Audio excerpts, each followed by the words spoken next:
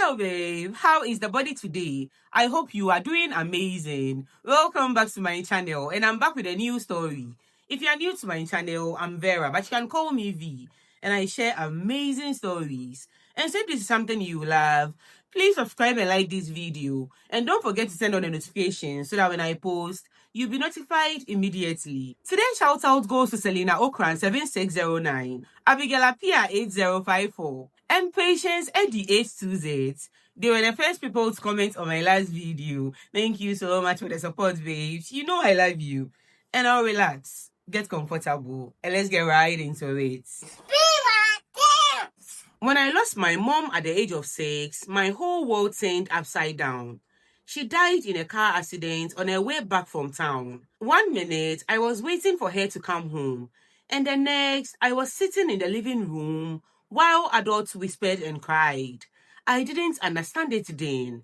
I kept waiting for her to walk in, smiling like always, but she never did. After the funeral, everything was a blur. People came and went. I remember sleeping on different beds and hugging different women who told me they loved me.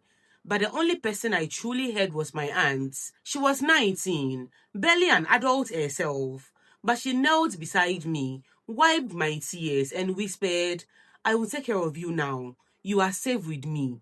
And I believed her. From that moment on, she became my second mother. We moved into my grandparents' house. It was small and simple. 2 bedrooms, a kitchen, and a big farm behind it. My grandparents were already old, so it was mostly my aunt who took care of everything. She cooked, cleaned, washed our clothes, and went to the farm every day. I helped in my own little ways. Life was quiet, peaceful, and full of love. My auntie was the most beautiful woman I had ever seen. People in the town adored her. Men tried to talk to her all the time, but she wasn't interested. She said, "I don't need a man. I already have my little girl." And she would ruffle my hair and laugh. She was everything to me. She was my mother, sister, friend, and protector. Every evening after dinner, we would sit outside and look at the stars. She would hold my hand and tell me stories about her and my mom as little girls, how they would climb mango trees and steal ripe oranges from the neighbors. I loved hearing about my mom that way, not the tragedy of her death, but the joy of her life. At night, she would hold me close like a baby bird. I always fell asleep with her arms around me, the scent of her soap, and the softness of her voice, making me feel like no harm could ever touch me. I thought that was how life would always be, just us, the farm, the stars, and peace. But I was wrong, because one day, a man named Peter came into our town, and everything changed. Peter was tall, smooth-talking, and always dressed just a little too well for a teacher. He was posted to our local school for his national service, and within weeks, the whole town was buzzing about him. The women called him the handsome one. The men said he was sharp, exposed, and smart. And just like that, Peter became a walking celebrity in our small town. I was only 9, but even at that age, I could see something wasn't right. He smiled too wide, and he talked too much, and everything he said was always about himself. He would tell stories about places he had been, Accra, Kumasi, Cape Coast. He claimed he had friends who owned big businesses, and that one day, he would take my aunt to the beach for the first time. He even promised me a big dollhouse from the city with real lights and a music box. I waited for that dollhouse. It never came. Still, my aunt was swept off her feet. She had never been with anyone before, and Peter made her feel like she was the most special woman in the world. I saw it in the way she smiled when his name was mentioned. I saw it in the extra time she spent in front of the mirror before he came over, and I saw it in her eyes, that soft glow that only love could bring. She started dressing differently, cooking his favorite meals, laughing more, and whenever he visited, they would sit on the front porch talking for hours, while I peeped from behind the curtain. I really tried to like him, I really did, for her sake. But there was something about him that made my stomach twist. It was too smooth, like someone always performing. And worst of all, he never looked at me with warmth. only with fake smiles and empty promises. I remember one evening clearly. My aunt had asked me to sleep in my grandparents' room. She smiled and said, "Just for tonight, tell them you want to hear grandpa's stories." I knew something was up. Before I left the room, I saw Peter tiptoe in, his shoes in his hand. Even as a child, I understood what was about to happen. That night, I curled up in my grandparents' bed, staring at the ceiling, confused and uncomfortable. A part of me was sad, not because I understood everything, but because I felt like something that belonged to just me was being taken away. From that night, Peter started spending more and more time at our house. He helped with the farm sometimes, brought us food from the market, and charmed his way into everyone's hearts. But the longer he stayed, the more things changed. My aunt no longer had time for our stargazing nights. She was always tired or busy, or Peter was around. I watched her laugh at his jokes, sit close to him, and believe every sweet word he spoke, even when I could clearly see through the lies. He would say, "I know someone who can take your aunt to London," and she would nod like it was already true. He would say, "Next week, I will take you both to the city," and she would start planning what to wear. But each time, nothing happened. He always had an excuse. Still, my aunt didn't see it. She was in love, fully, deeply, blindly. And nothing I said, nothing I felt could stop what was coming. At first, everything between my aunt and Peter looked perfect on the outside. He came by almost every day with that wide smile and fast-talking mouth, always acting like a caring boyfriend. People in town whispered about how lucky my aunt was to have caught the most handsome man around.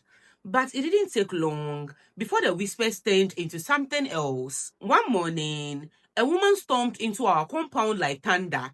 She was angry, loud, and ready for a fight. She pointed her finger straight at my aunt and shouted, "You think you can steal my man? I was here before you."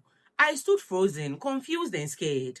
My aunt, who was washing clothes, stood up slowly. She was calm, but I could tell her hands were shaking. She simply said, "Peter told me he wasn't with anyone. If you have a problem, take it with him." The woman laughed bitterly. "Of course he did. He lies for a living." And with that, she stormed off. That night, I heard my aunt arguing with Peter in the backyard. She asked him about the woman. He acted shocked and offended. He said the woman had feelings for him, but it didn't feel the same. "I only love you," he said. "You are the one I want to marry." And just like that, my aunt forgave him. But it didn't end there. A few weeks later, another rumor spread, this time worse. People were whispering that Peter had been getting too close to one of his students, a 15-year-old girl. They said he had seen them working together after school and spending long hours in the classroom alone. I heard it from some women at the market while I followed my aunt to buy vegetables. I looked up at her face, waiting to see a reaction. She just shook her head and said softly, "People will always talk." That night, she asked Peter directly. Again, he denied it, said the girl was struggling in class and he was only helping her study, nothing more. My aunt nodded slowly and said, "Okay," but I saw it in her eyes, doubt trying to rise, only to be pushed back down by love. Even I knew he was lying. I could feel it in my bones. But love has a strange way of covering people's eyes. My aunt didn't see the truth. She wanted the dream, the happily ever after, the city man who promised their big things. Then, just like that, a service year ended. It was time for him to leave town. The night before he left, he came to the house with a bag and a big smile. He gave my aunt a long emotional hug and promised he would be back soon.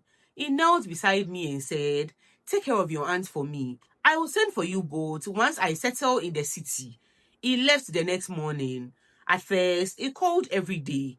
Then it became every few days. Then once a week. Then nothing. Just silence. My aunt would sit by the window, phone in hand, waiting. Some nights, I woke up to the sound of her crying quietly into a pillow. She never said it out loud, but I knew what broke her heart. The silence, the waiting, the realization that he wasn't coming back. Weeks turned into months. A whole year passed. No word, no visit, no apology. Just like that, Peter disappeared from our lives. But sadly, not from my auntie's heart. Time passed, and little by little, my aunt began to heal. The silence from Peter no longer made her cry at night. She stopped sitting by the window with her phone. She even smiled again. She met someone new, a kind man from town who worked on a nearby farm. He wasn't flashy or loud like Peter. He was calm, respectful, and helpful. I liked him immediately. He made my aunt laugh in a different way, a way that felt safe. For the first time in a long time, I believed she could truly move on. Then, just when we had all let our guards down, Peter came back. Out of nowhere, he showed up at our house carrying 2 big bags and that same wide fake smile. His voice was filled with apologies, sweet words, and stories about how much he missed my aunts. He said he had gone through a hard time, that he lost his phone, that he had traveled for work, that he was coming back to build a life with her. All the usual lies. At first, my aunt stood firm. She told him he had broken her heart and she had already moved on. But Peter didn't give up. He stayed in town, renting a room at a small guest house and visiting us every day. He begged, he bought gifts. He reminded her of the memories they shared. Slowly, painfully, I watched the walls start to crumble. Despite everything he did, despite all the pain, my aunt loved him. And when you love someone that deeply, sometimes logic disappears. She let him back in. That same week, tragedy hit us again. My grandmother passed away in her sleep. Peacefully, yes. But her absence left a hole in the house. We were heartbroken. Then less than a month later, my grandfather followed her. It was as if he couldn't live without her. One day, he simply stopped eating and talking, and just like that, he was gone. The house became too quiet and empty. Peter was there through it all, pretending to help and comfort my aunts. But I watched closely. His eyes never showed grief, only calculation. He moved in permanently after the funeral, just like that, without being asked. He said it was to help with the house. But soon, it felt like it was claiming territory. Then came the next conversation I overheard. My aunt told him, "People are talking. They say I shouldn't live with a man I'm not married to." Peter replied, "Don't worry. I will marry you soon. I'm just looking for work." And like always, she believed him. A few months later, his mother and a man she called her husband came to our house. A small traditional ceremony was performed in front of the extended family. There was no wedding gown, no cake, no crowd, just a quiet, rushed event. But to my aunt, it meant everything. She smiled like a bride. I wanted to be happy for her, but something didn't feel right. Peter started asking strange questions after the marriage, questions about our land. Our grandparents had left behind acres of farmland, passed down from generations.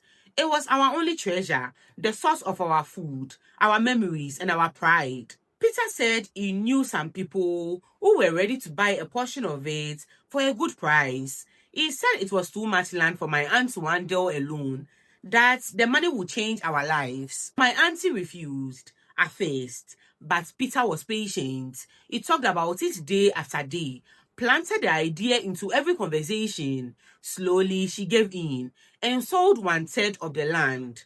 I didn't understand the full weight of what had happened at the time, but deep down, I knew something precious had been lost.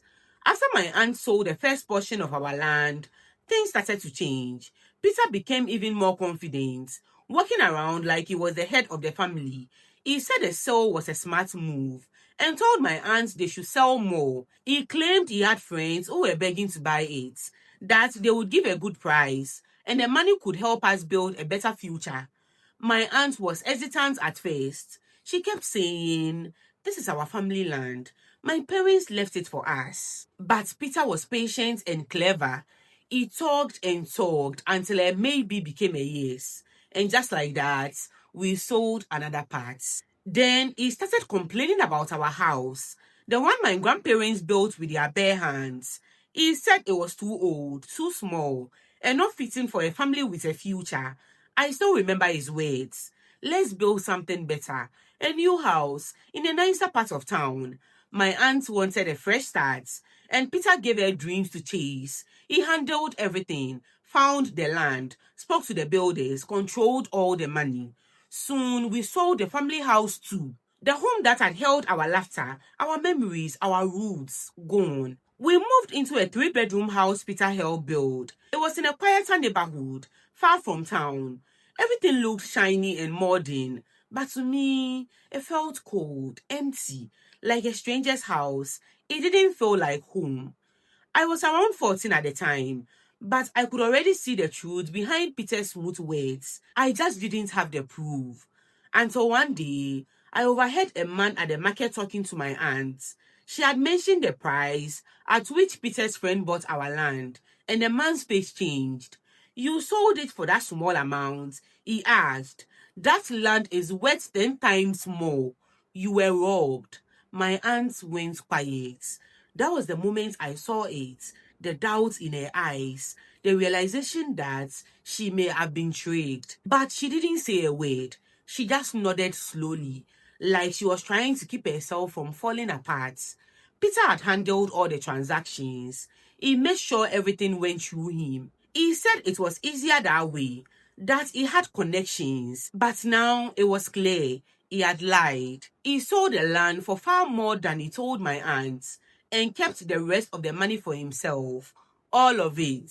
The land my grandparents had protected their entire lives. The house they built with their sweat and sacrifice. Gone.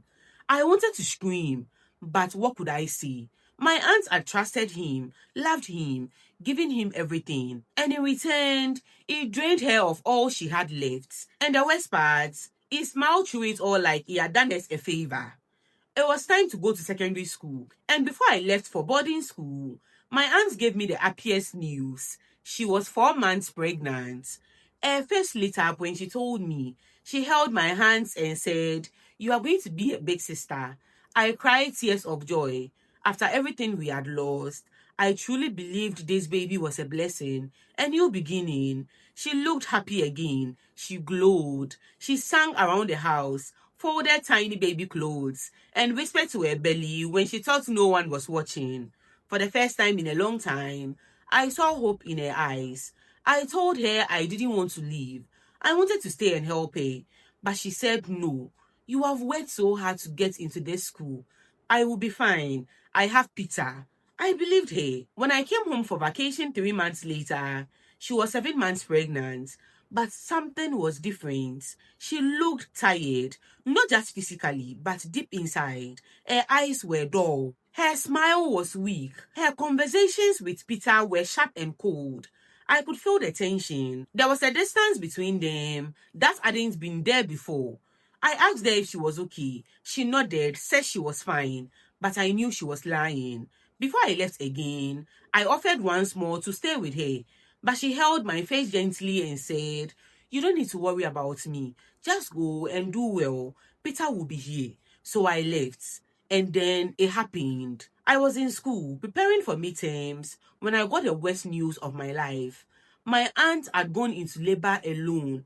Peter wasn't home. He had stepped out and left her by herself in a house far from the main road, surrounded by empty homes, no neighbors, no help.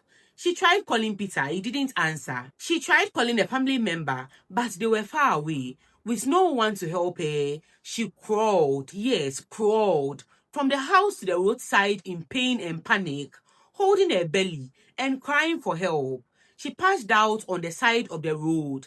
A kind taxi driver saw her and rushed her to the hospital. But it was too late. She lost the baby. And because the labor had gone on for too long without proper care, there were complications. The doctors tried to save her, but when she woke up, they gave her the news that broke her spirit completely. She would never be able to have children again. Ow. When I came home and saw her lying in bed, pale and silent, something inside me shattered.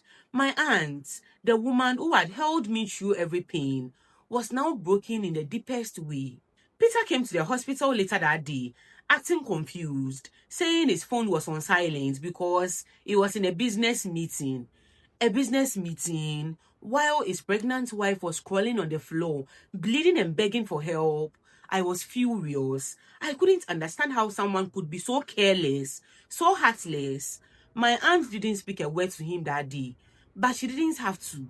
Her silence was loud enough. After my aunt lost the baby and her ability to ever have another, something in her changed. She moved like a ghost through the house. She hardly spoke. She didn't eat much. She just sat, staring into space. And Peter, he didn't even pretend to care. He still went back and forth to the city like nothing had happened. When he was home, he barely looked at my aunt. And when he did speak to her, his words became cold and sharp. He blamed her. He blamed her for the loss and said she should have called someone else or found help sooner. I couldn't believe it. How could someone be so cruel, so heartless? Then the rumors started again, only this time worse. People said Peter had been seen with the same girl from years ago, the one he claimed he was only helping with schoolwork back then. She was a woman now, and apparently they were more than just close. I heard he was visiting her, sometimes even spending the night. My blood boiled. I couldn't stand to be far away anymore. I requested a transfer and moved back home to take care of my aunt. And that is when I began to see things for myself. Peter barely spoke to her, unless to insult or complain. He called her names, mocked her weakness, and told her she was useless.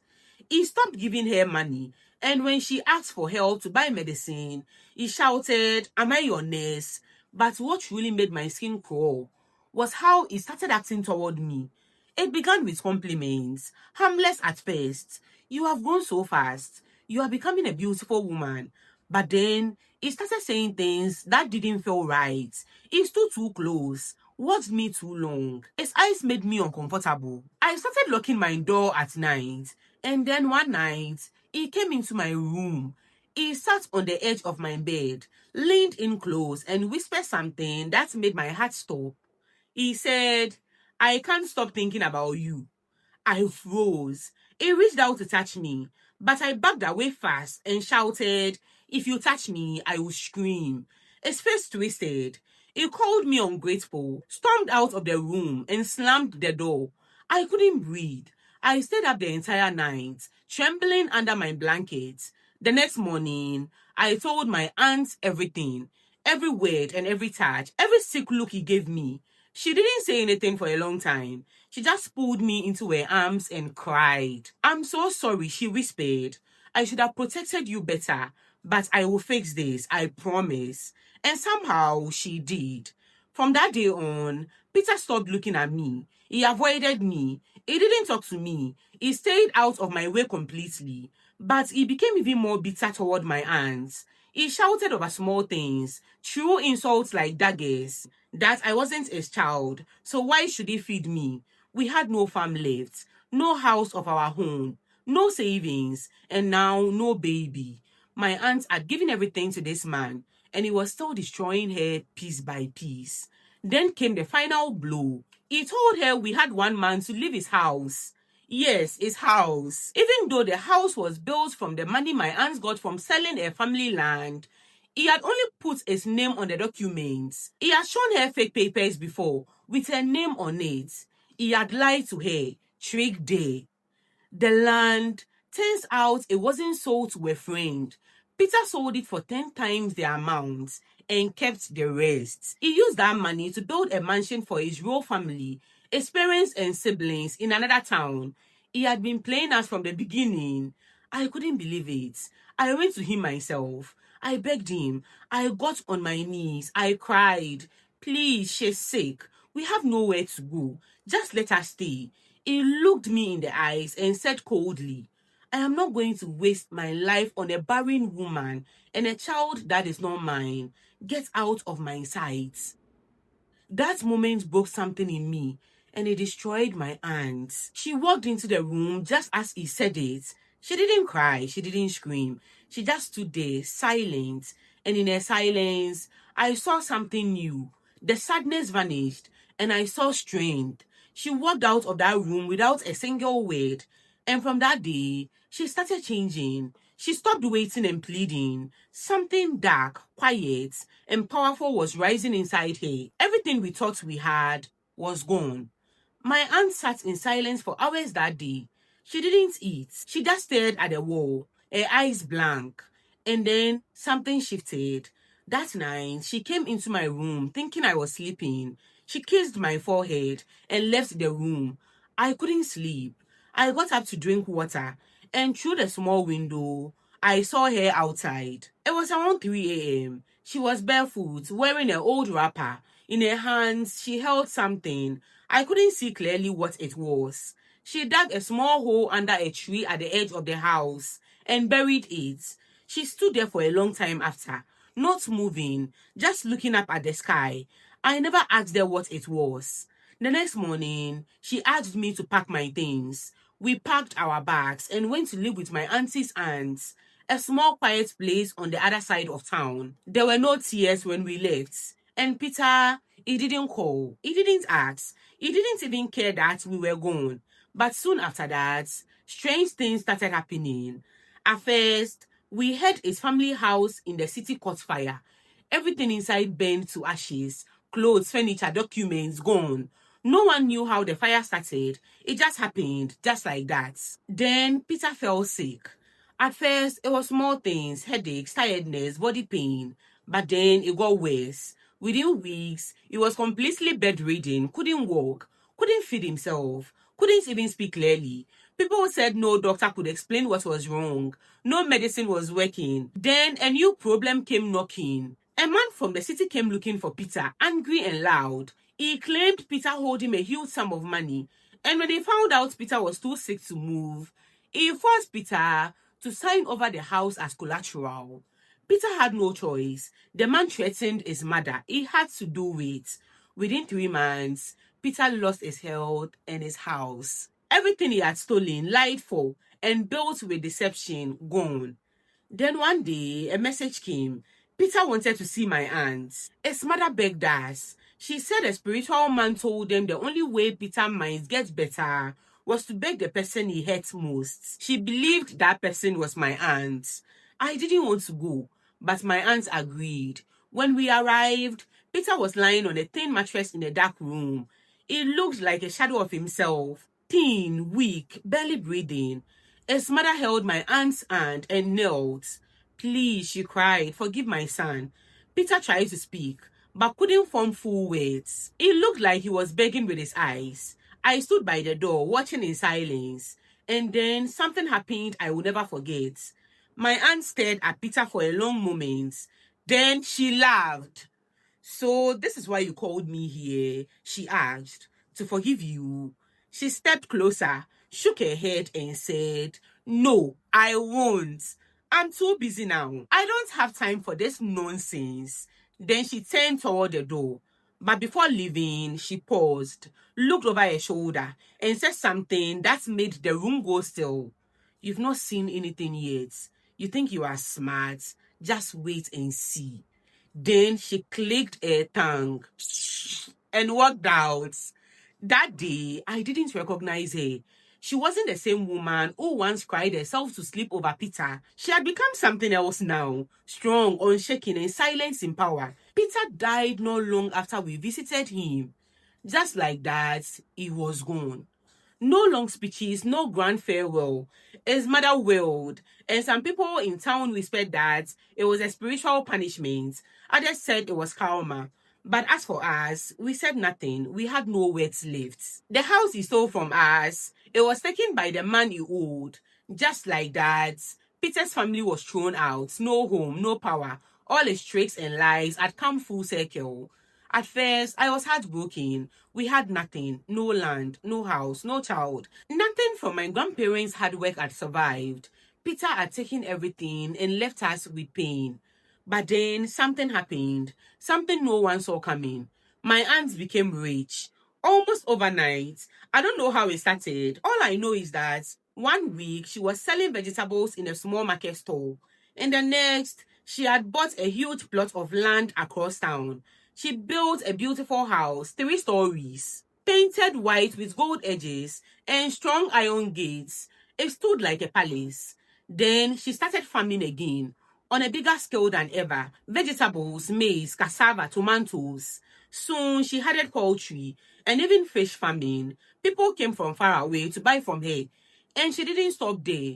She started a foundation for orphans, built a center where children with no homes could sleep, eat, and go to school. She paid women in town to care for them, gave jobs to those who had none, helped widows, supported small businesses. Everyone began to call her Mama of the People. She became a leader, respected, loved, unstoppable. And me, I lacked nothing. I went back to school, had new clothes, books, food, and peace. She gave me everything I had once lost and more. But sometimes when I'm alone, I remember that night. The night I saw her bury something under the mango tree. I never asked her what it was. Maybe it was something spiritual. Maybe it was just a symbol. Maybe it was something more. People whispered about her sudden wealth. Some said she had help. Others believed she used Peter for juju or did rituals. I don't know. I will probably never know. But what I know is this. Peter got what he deserved. My aunt turned her deepest pain into power. And even if the world doesn't understand how she did it, I don't care. Because no matter what, she's my hero. The woman who picked me up when I was broken. The woman who gave when she had nothing left. The woman who rose from the ashes and made sure I rose too. She's my aunt, my mother, my everything. And I will always stand by her, no matter what. I don't even know what to say. What do you think? Let me know what you think down below. How did she get so rich overnight? Did she use Peter for juju? Anyway, who am I to say anything? Who am I to judge her? Let me hear your thoughts down below. What do you think about this story? And I bet you know that this is a judgment-free zone. We listen, we don't judge. So please be kind to her in the comment section. And if you've not subscribed yet, what are you waiting for, babe? Come and join the family. Subscribe and like this video. And don't forget to turn on the notifications so that when I post, you'll be notified immediately. Thank you so much for watching. See you next time. Okay, I'm done. Bye.